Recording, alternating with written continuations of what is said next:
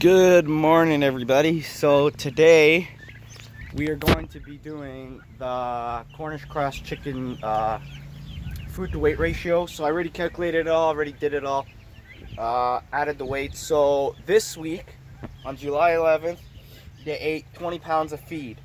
Last week on July 3rd they ate 9 pounds of feed. So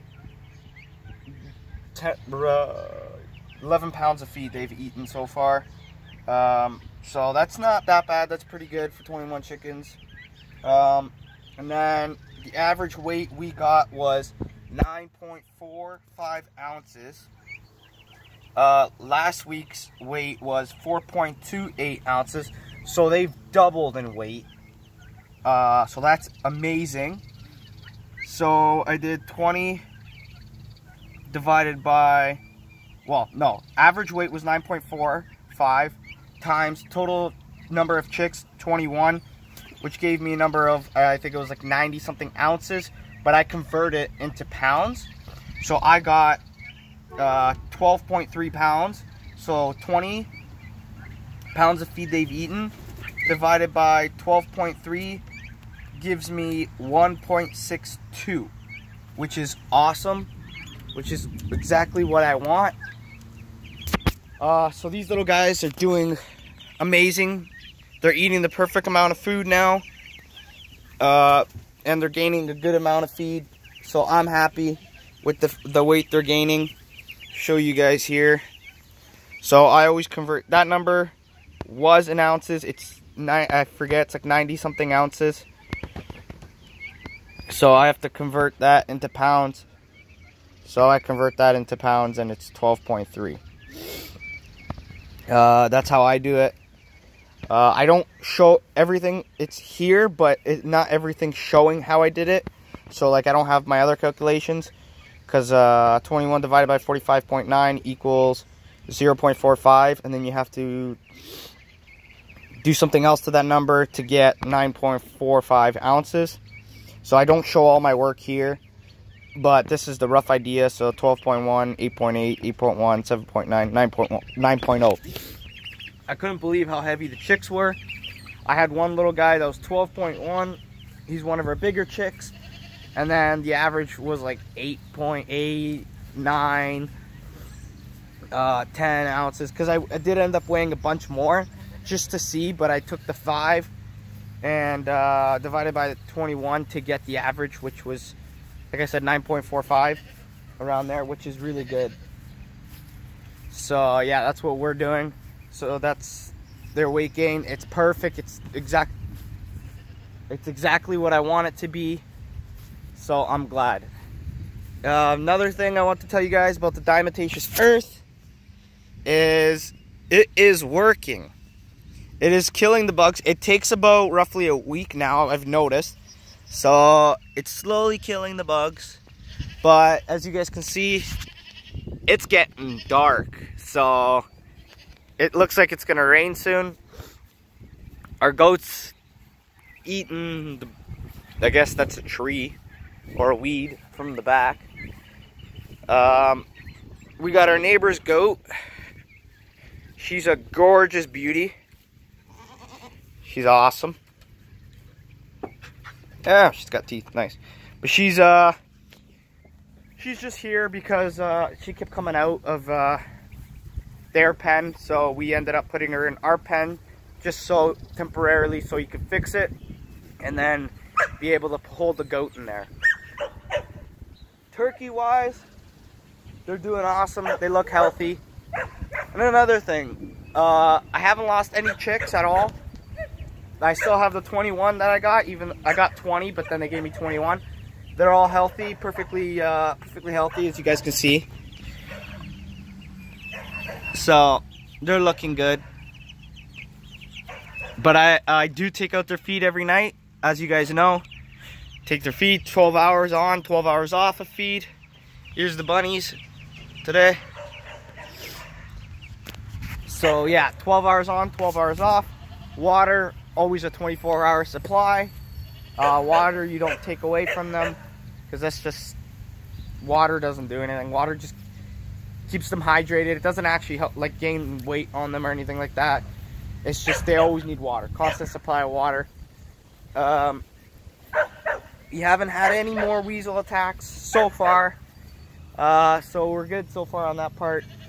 But something bent our rod, or our electric fencing, or Premier 1 fencing. I don't know what it was. Maybe it was a deer. I don't know. But it bent one of the rods. So we have a support holding it to bend it back. As you guys can see, I'll show you right here. So that one's tight, that one's loose. But yeah, it bent. This whole rod right here was bent almost all the way down. I have no clue what did it. I woke up in the morning to come out. I wake up every day at around 7 in the morning to do it. And as you guys can see, these rods are straight. And that rod was just bent right over. And I was just like, what the heck? So I tried bending it back. I couldn't bent it back as much as I could, but I couldn't bend it all the way back. But so I'm not sure what bent it. It's got to be something heavy to bend that, because they are flexible. Like, that's the thing, they are flexible. So I don't really understand how something bent it that much, but we'll just have to see if it bends back properly or not. But that is kind of my fault. This fence is supposed to be electrified, so if anything touches it, it just leaves it alone. That's probably another reason why animals are touching it more. Chickens don't come out of it, so I've been pretty happy with that. Chickens don't fly over it. Like I said last time, turkeys, they just go in and out as they please. They do whatever they want. So I am this year, I am going to be, not this year, next year, when the turkeys are mature enough, I am going to be incubating their eggs and hatching me some more blue slate turkeys. But I'm going to try to keep the good genetics as much as I can. So try to breed the blue slate color turkeys more than anything. I don't want to breed those white turkeys. They are blue slate. They do have color variations, but I want to keep that good genetic line of the bluish gray color. So I'm going to be breeding those. There's like two or three pure gray ones that I want to breed. So I'm going to be taking those ones. Hopefully we got a tom and a hen to breed and get some eggs from. Turkeys are called poults when they're young. So that's what they're called. The male's called a tom, the female's called a hen. And when they're like teenager age, like younger age, smaller, younger, they're called poults.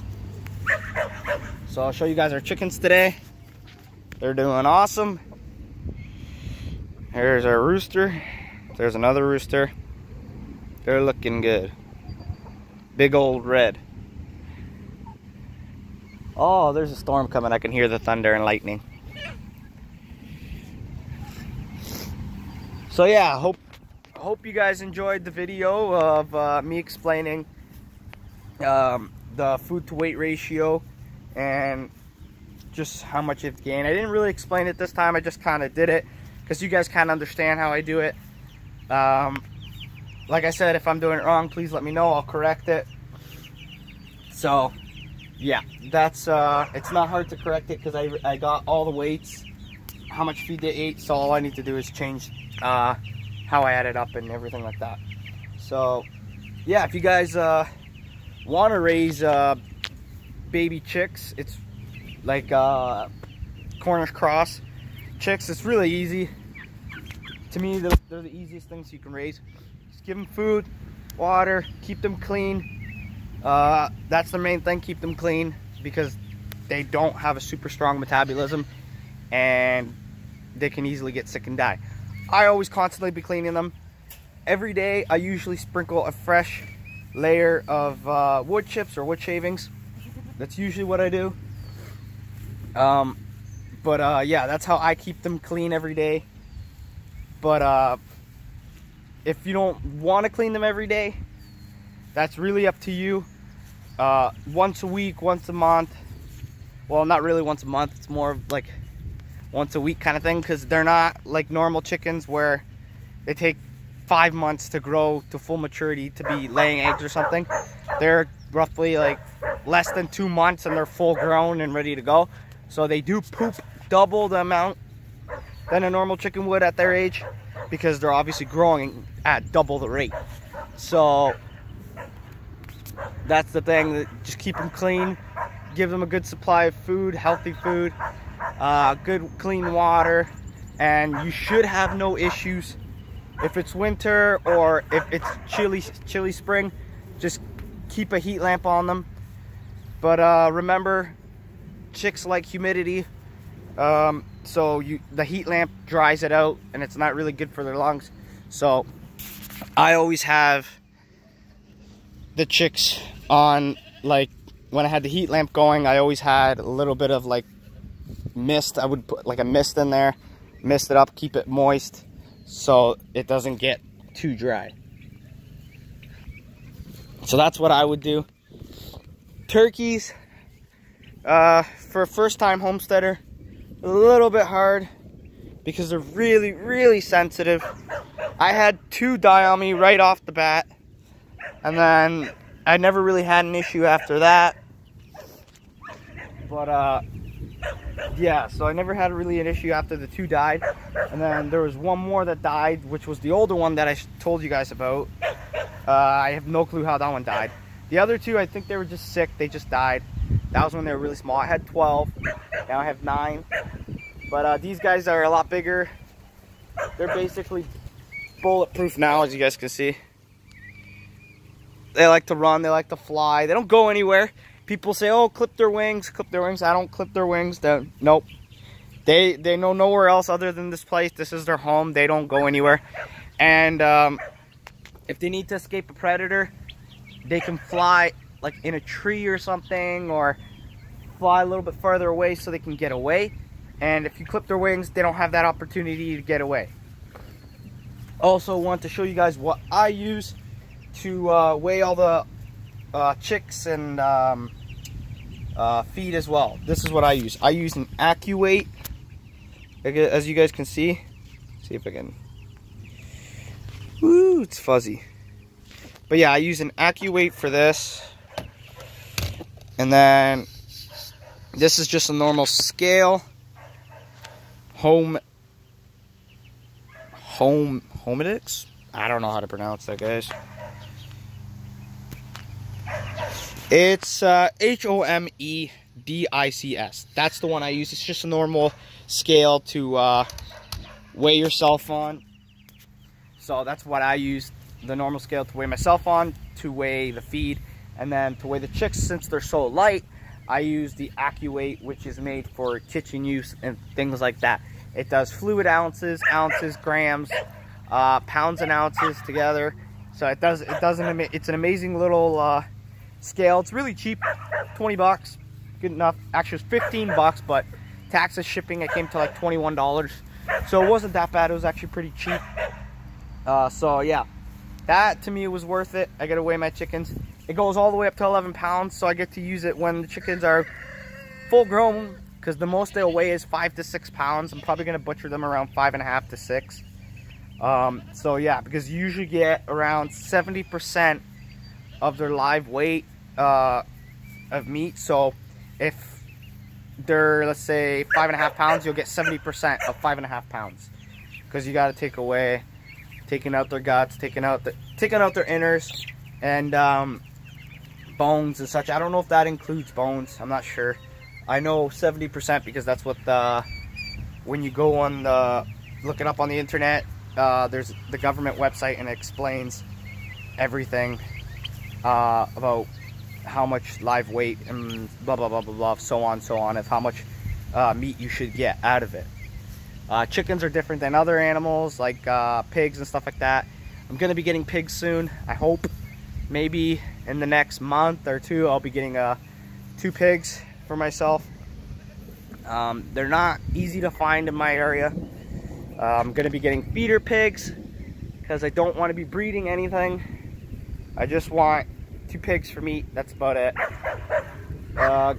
We are gonna be breeding the goat in late fall, around that time. But right now it's really, really humid out. And it doesn't really feel that great. And the goats don't like when it's really, really humid out. And they hate when there's thunder and lightning. I know that for a fact. So, if it rains, I'll be bringing them in because I know they don't like the rain. So anytime it rains, I bring them in. We always do checkups on them, make sure they don't have any ticks on them. I recommend you guys doing that for, not birds so much, poultry, they usually will pick it off themselves.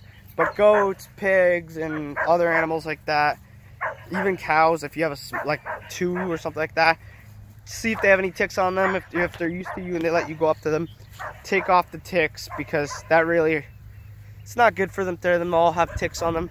Our goats, I've already taken off 2-3 ticks before.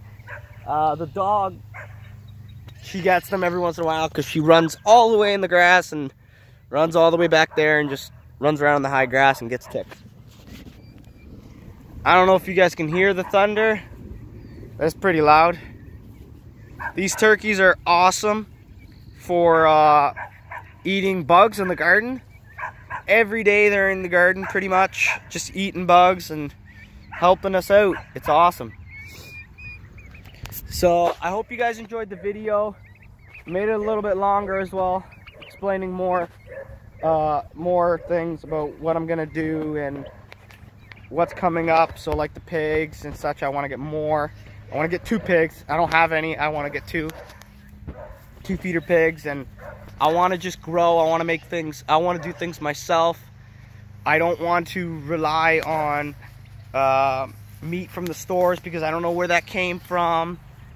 Yeah, if you can't raise your own meat, that's understandable. You can always do your own little garden, enjoy it. And just look, you don't need a big piece of property to have a nice little garden. We have a little bit more property, so yeah, we can do a little bit more. But even if you live in the city and you have a 20 by 20 foot backyard, you can always do like a small little garden, just enough for yourself. This is not just for ourselves. We don't just do this amount of gardening just for ourselves, because we get way more than enough potatoes out of it and fava beans, and we give it to family. We sell some of it. But if you're just doing it for yourself, sure, you can do it anywhere, even in a 20 by 20 foot backyard. And the surveys, grow yourself a little garden, have yourself some nice vegetables, fresh vegetables. It's not like some places where we can have fresh vegetables year round. We get the winter, it's freezing cold, everything dies. But we get storage, a certain type of potato that's better for storage, certain type of squash pumpkins that are better for storage, onions better for storage, just because we need something to last in a cold cellar, because we can't grow year round. So that's what we do for ours. If you live in a colder climate, you can always find good potatoes for storage. It always says right on the packaging when you buy potato seeds that if they're good for storage or not. So you guys can do that as well. If you have enough to have a small piece of property and you want to have some chickens, yeah, sure. Chickens don't need much space, really. This fenced in area you guys see here, this is more than they need. They don't use half of it half the times. They just kind of a lot of the times they're in their coop right now because it's hot. They don't want to be outside. But when it's cool and it's like around dusk or like the evening, they'll walk around, they'll use it, but they don't need they don't need an acre of land. 5-6 chickens, you don't even need a quarter of this piece. Like chickens don't walk around too much around the property. They love to be outside though. That is one thing. They like to eat the bugs. They like to roam around. But if you can give them like greens from your house and fresh greens from your house, like when you like scraps and such, that's good for them. They'll love that. That's one thing I would recommend if you don't have free range chickens. If you have them in a coop, just give them kitchen scraps. They'll love it. Chickens eat anything. They even eat peppers. So that was kind of surprising the first time I got chickens, though, a long time ago. I saw them eating peppers and I was just like, well, that's a little crazy. But they can do it. And yeah, 5-6 chickens, have them in a coop, give them kitchen scraps and whatever you can find, and they'll be awesome. They'll love you for it. Depends on what you want. If you want eggs, you get egg layers. I use heritage breeds for my egg layers. But if you want meat, obviously you guys know Cornish cross is what you go for, or I forget the other breed that it's called. There's 2 breeds, Cornish cross and another one, that are for meat. But to me, Cornish cross grow the fastest, grow the biggest, and eat the least amount of food for how much they grow. So I hope you guys enjoyed the video. Sorry for making it so long. Hope you guys have a good one. Peace.